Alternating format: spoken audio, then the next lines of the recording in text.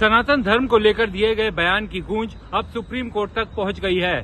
Supreme court में दाखिल एक याचिका में यह आरोप लगाया गया था कि तमिलनाडु के मंत्री उदयनिधि स्टालिन और ए राजा समेत कई नेताओं ने जिस तरह से सनातन के खिलाफ बयान दिए हैं उसे हेट स्पीच की श्रेणी में रखा जाए और उनके खिलाफ एफआईआर दर्ज कर जांच की जाए। सुप्रीम कोर्ट ने इस मामले में नोटिस जारी कर जवाब मांगा है। जाहिर है अब इस मामले की सुनवाई होगी। हालांकि सुनवाई के दौरान सुप्रीम कोर्ट ने याचिकाकर्ता से ये कहा कि आपको इस मामले में हाईकोर्ट जाना चाहिए था। सुप्रीम कोर्ट को बतौर पुलिस स्टेशन प्रयोग नहीं किया जा सकता। याचिकाकर्ता की तरफ से दलील दी गई कि उसने अपनी तरफ से एफआईआर दर्ज करवाने की कई कोशिश की, लेकिन किसी भी जांच एजेंसी ने उसकी शिकायत पर गौर नहीं किया। याचिकाकर्ता का आरोप है कि 2 सितंबर को एक कार्यक्रम में बोलते हुए उदयनिधि स्टालिन ने सनातन धर्म पर बड़ी आपत्तिजनक बातें की थी। बाद में उन्होंने सनातन धर्म की तुलना मलेरिया और डेंगू जैसे रोग से भी कर दी थी और सनातन के बारे में सनातन को आर्थिक विषमता, सामाजिक विषमता का प्रतीक बताते हुए उसको मिटाने की बात तक कह दी थी।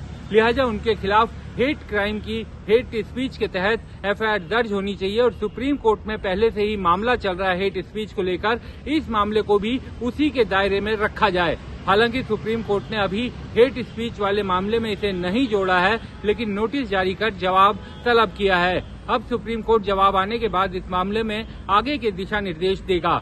सनातन पर दिए गए उदयनिधि स्टालिन के बयान के बाद एक लंबी चौड़ी बहस दक्षिण से लेकर उत्तर तक देखने को मिली। कई धार्मिक संस्थाओं ने, संतों ने, साधु संतों ने कई जगह प्रदर्शन किए, कई जगह एफआईआर दर्ज करवाने के लिए अपनी शिकायतें भी पुलिस को दी। सनातन को लेकर बाद में तमिलनाडु की तरफ से, तमिलनाडु के मंत्री की तरफ से और बाकी लोगों की तरफ से कहा गया कि उन्होंने कोई हेट स्पीच नहीं दी है, बल्कि सनातन धर्म के भीतर जो कथित बुराइयां हैं उनको मिटाने की तरफ वो इशारा कर रहे थे। लेकिन इससे साधु संत और बाकी जो समाज है वो इससे सहमत नहीं हुआ और उनका ये कहना है कि सनातन को मिटाने की बात उदयनिधि स्टालिन ने अपने भाषण में की थी और वो पूरी तरीके से हेट स्पीच के दायरे में आता है। उसी के तहत इसमें कार्रवाई होनी चाहिए।